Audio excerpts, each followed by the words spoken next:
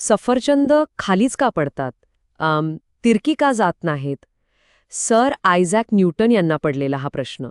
गुरुत्वाकर्षणाच्या शोधामागची खूप प्रसिद्ध गोष्ट आहे. पण गंमत म्हणजे ही गोष्ट फक्त सफरचंद आणि पृथ्वीपुरतीच मर्यादित नाहीये. अगदी बरोबर.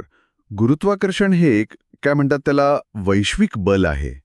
ते फक्त पृथ्वी आणि सफरचंद यांच्यातच नाही, तर विश्वातल्या कोणत्याही दोन वस्तूंमध्ये, अगदी दोन ग्रहांमध्ये, ताऱ्यांमध्ये सुद्धा कार्यरत असतं. न्यूटनने फक्त सफरचंद पडताना नाही पाहिलं, तर चंद्र पृथ्वीभोवती का फिरतो किंवा ग्रह सूर्याभोवती कसे फिरतात याचा पण विचार केला. अच्छा, म्हणजे योहानस केपलरने ग्रहांच्या कक्षेचे नियम तर मांडले होते, पण त्या नियमांमागे कारण काय आहे, ते ग्रह तसे का फिरतात, हे न्यूटनने गुरुत्वाकर्षणाच्या सिद्धांताने सांगितलं. हो, अगदी. चला तर मग आपल्या श्रोत्यांच्या आधारे या अदृश्य पण शक्तिशाली बलाच्या काही महत्वाच्या संकल्पनांची जरा सखोल चर्चा करूया. नक्कीच. तर न्यूटनचा वैश्विक गुरुत्वाकर्षणाचा सिद्धांत, तो काय सांगतो? थोडक्यात, विश्वातली प्रत्येक वस्तू दुसऱ्या प्रत्येक वस्तूला एका ठराविक बलाने स्वतःकडे ओढते.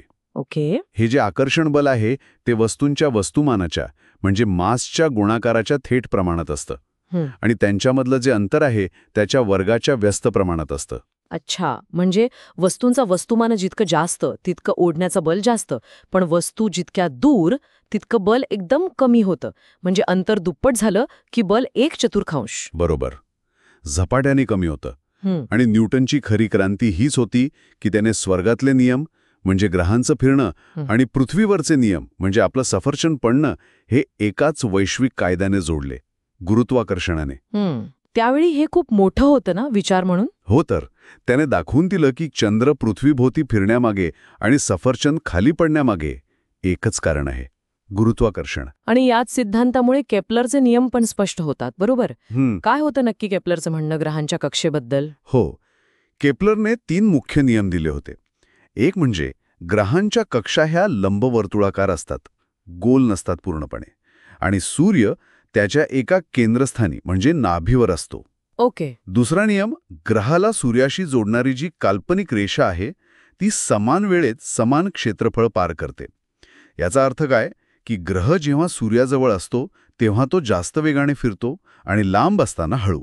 अच्छा. आणि तिसरा नियम जो खूप महत्वाचा आहे, ग्रहाचा आवर्तकाल म्हणजे सूर्याभोवती एक फेरी पूर्ण करायला लागणारा वेळ, त्याचा वर्ग, टीचा वर्ग, हा त्याच्या कक्षेच्या सरासरी त्रिज्येच्या घनाला आरचा घन समानुपाती असतो.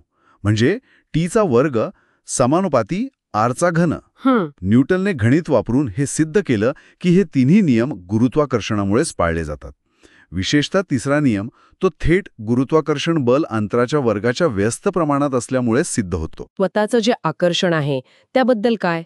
इथेच जी म्हणजे गुरुत्वीय त्वरण येतं ना, वस्तू वर फेकली की खाली येते, ती याच जीमुळे. नक्कीच, अगदी. पृथ्वी प्रत्येक वस्तूला स्वतःकडे खेचते, त्यामुळे वस्तूला एक त्वरण मिळतं, म्हणजे तिचा वेग बदलतो. तेच आहे गुरुत्वीय त्वरण जी. पण हे जी सगळीकडे सारखं असतं का? नाही. गंमत आहे बघ. पृथ्वी पूर्ण गोल नाहीये ना, ध्रुवांवर थोडी चपटी आहे आणि ती स्वतःभोवती फिरते पण. या दोन्हीमुळे काय होतं की ध्रुवांवर जीचं मूल्य सरासरी 9.832 मीटर पर सेकंड स्क्वेअर हे विषुववृत्तापेक्षा सरासरी 9.87 मीटर पर सेकंड स्क्वेअर थोडंसं जास्त असतं. फरक आहे म्हणजे? हो, एवढंच नाही तर तुम्ही पृथ्वीच्या पृष्ठभागापासून उंच गेलात किंवा अगदी खाली गेलात, म्हणजे खाणीत वगैरे, तरी जीचं मूल्य बदलतं, ते कमी होत जातं. अरे वा, म्हणजे आपलं वजन जे आपण मोजतो, वेट, ते mg असतं, म्हणजे ते जागेनुसार किंचित बदलू शकतं. अगदी बरोबर. पण आपलं वस्तुमान म्हणजे मास, ते मात्र जगात कुठेही, अगदी चंद्रावर गेलो तरी तेवढंच राहतं. काय फरक आहे हा? वजन हे एक प्रकारचं बल झालं, फोर्स, म्हणून ते न्यूटनमध्ये मोजतात आणि वस्तुमान किलोग्रॅममध्ये. अगदी बरोबर.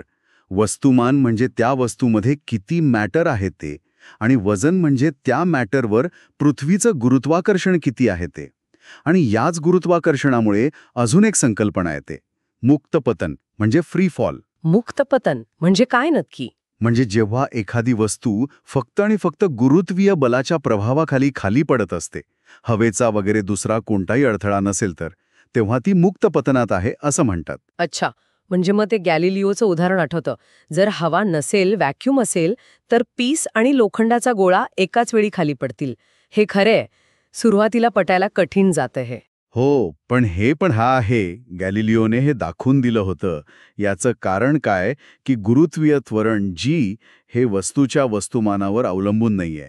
पृथ्वी प्रत्येक वस्तूला, मग ती हलकी असो किंवा जड, एकाच त्वरणाने खाली ओढते. त्यामुळे हवेचा अडथळा काढला की त्या एकाच वेळी जमिनीवर पोचतात. ओके, पण मग वस्तूंना पृथ्वीच्या या ओढण्यापासून, गुरुत्वाकर्षणातून पूर्णपणे बाहेर कसं काढायचं? म्हणजे रॉकेट किंवा उपग्रह कसे जातात? त्यासाठी काही विशिष्ट वेग लागतो का?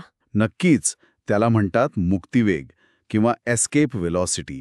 हा तो कमीत कमी वेग आहे जो एखाद्या वस्तूला पृथ्वीच्या पृष्ठभागावरून दिला तर ती पृथ्वीच्या गुरुत्वाकर्षणावर मात करून अवकाशात कायमची निघून जाऊ शकते, परत कधीही खाली न पडता. आणि तो किती असतो पृथ्वीसाठी? पृथ्वीसाठी हा वेग प्रचंड आहे. साधारणपणे 11.2 किलोमीटर प्रति सेकंड. बापे, एका सेकंदात 11.2 किलोमीटर. म्हणूनच रॉकेटला एवढी शक्ती लागते वर जायला. अगदी. थोडक्यात सांगायचं झालं तर गुरुत्वाकर्षण हे एक अदृश्य पण अत्यंत महत्त्वाचं असं वैश्विक सूत्र आहे. ते सफरचंदाच्या पडण्यापासून ते अब्जावधी तारे आणि आकाशगंगांच्या हालचालींपर्यंत सगळ्या गोष्टींवर नियंत्रण ठेवतं. याचं बल वस्तूंच्या वस्तुमानावर आणि त्यांच्यातल्या अंतरावर अवलंबून असतं. यामुळेच पृथ्वीवर जीचं मूल्य सगळीकडे सारखं नसतं. वस्तुमान आणि वजनात फरक असतो, मुक्त पतनाची घटना घडते आणि वस्तूंना पृथ्वीच्या कक्षेबाहेर जायला मुक्तिवेगाची गरज पडते. एक विचार मनात येतोय. गुरुत्वाकर्षण हे निसर्गातल्या इतर बलांच्या तुलनेत, म्हणजे विद्युत चुंबकीय बलाच्या वगैरे, खूपच क्षीण आहे म्हणतात. तरीही अब्जावधी प्रकाशवर्ष पसरलेल्या या विश्वाची रचना आणि त्याचं भवितव्य हेच ठरवतं. किती अफाट वस्तुमान आणि किती प्रचंड अंतरं असतील या विश्वात, ज्यामुळे हे क्षीण वाटणारा बल इतकं प्रभावी ठरतं. खरंच विचार करण्यासारखं आहे हे.